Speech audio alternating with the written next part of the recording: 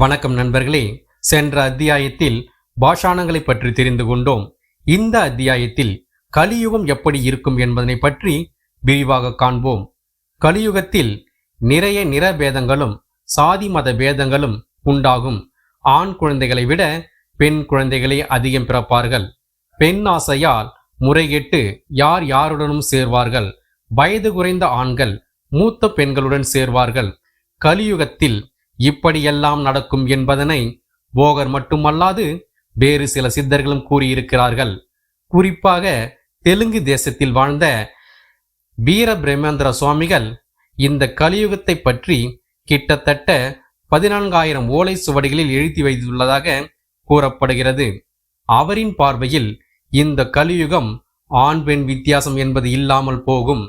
பெற்றோர்கள் ஆண் பிள்ளைகளை நம்பாமல் பெண் பிள்ளைகளை மட்டுமே நம்புவர். ஆலயங்களில் கள்ளத்தனம் நிறையும்.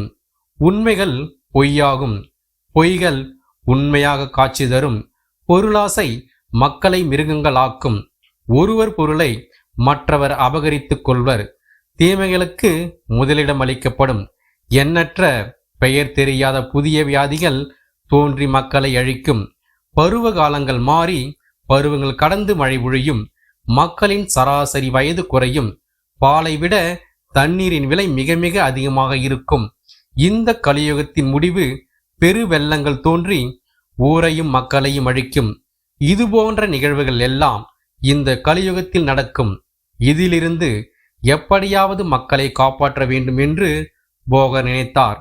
இந்த நிகழ்வுக்கு காரணம் என்ன என்று போகர் சிந்தித்தார். நவகிரகங்களின் செயல்பாடு இதற்கு காரணம் என்பதனை அறிகிறார். மக்களின் இந்த நிலையை போக்க நவபாஷாணங்களால் மட்டுமே முடியும் என்று முடிவுக்கு வருகிறார் போகர். நாம் உண்ணும் உணவு நமது உடலானது இடைவிடாமல் வேலை செய்து களைப்படைந்து ஒரு கட்டத்தில் ஓய்வு பெற்று அதனால் மரணம் வந்துவிடுகிறது. அப்படி ஓய்வு பெற்ற உடலை இயங்க வைக்க இந்த நவபாஷாணத்தால் மட்டுமே முடியும் என்பதனை முடிவுக்கு வருகிறார்.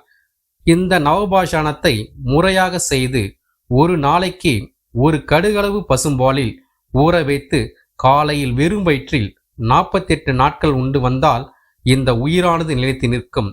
நவகிரகங்கள் நம்மை ஒன்றும் செய்யாது. பக்தி நெறியுடன் இதை கடைபிடிப்பவர்கள் 100 ஆண்டுகள் அல்ல 1000 ஆண்டுகள் ஆனாலும் ஆரோக்கியமாக உயிர் வாழ முடியும் என்பது சித்தர்களின் கணிப்பு. இதெல்லாம் நம்மால் ஆகின்ற காரியமா என்று உடன் சோர்ந்து போக வேண்டாம். நமது நிலை தெரிந்து கலியுகத்தில் மக்களின் நன்மைக்காக உருவாக்கப்பட்டதுதான் இந்த நவபாஷாண சிலை. இந்த நவபாஷாண சிலையின் அபிஷேக தீர்த்தத்தை பருகி அந்த பலன்களை பெற்றுக்கொள்ளவே இந்த சிலையை உருவாக்கினார் போகர்.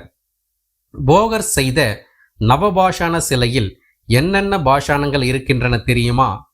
அவைகள் கௌரி பாஷாணம், கெந்தக பாஷாணம், சீலை பாஷாணம், வீர பாஷாணம், கச்சால பாஷாணம், வெள்ளை பாஷாணம், தொட்டி பாஷாணம், சோத பாஷாணம், சங்கு பாஷாணம் என்பவைகளாகும். போகர் நவபாஷாண சிலையை செய்யும் பொழுது அதில் 9 வகையான பாஷணங்களை மட்டும் அல்லாமல் அதில் பலமுறை பக்குவப்படுத்தப்பட்ட பல மூலிகைகளும் இருந்தன. அப்படியும் இந்த கலவையானது குழம்பிய நிலையிலேயே இருந்தது. இந்த குழம்பிய கலவையை கெட்டியானால் மட்டுமே சிலை வடிக்க முடியும். அதற்காக போகர் சில முயற்சிகளை செய்தார். அவைகள் என்னென்ன என்பதனை அடுத்தடுத்த அத்தியாயங்களில் காண்போம். உலகையே விலையாக கொடுத்தால் கூட நம்மால் இன்னொரு நவபாஷாண சிலையை உருவாக்க முடியுமா என்றால் முடியாது என்பதே அனைவருடைய கருத்தாக இருக்கும். எத்தனையோ அரும்பாடுபட்டு உருவான அந்த நவபாஷாண சிலை நமது சித்தர்களின் சொத்து மட்டுமல்ல, தமிழர்களின் பொக்கிஷம், நமது பாரதத்தின் பாதுகாக்கப்பட வேண்டிய பெருமை. அந்த பெருமைக்கு நாம் அனைவரும் உரிமை கொண்டாடுவோம். நன்றி நண்பர்களே.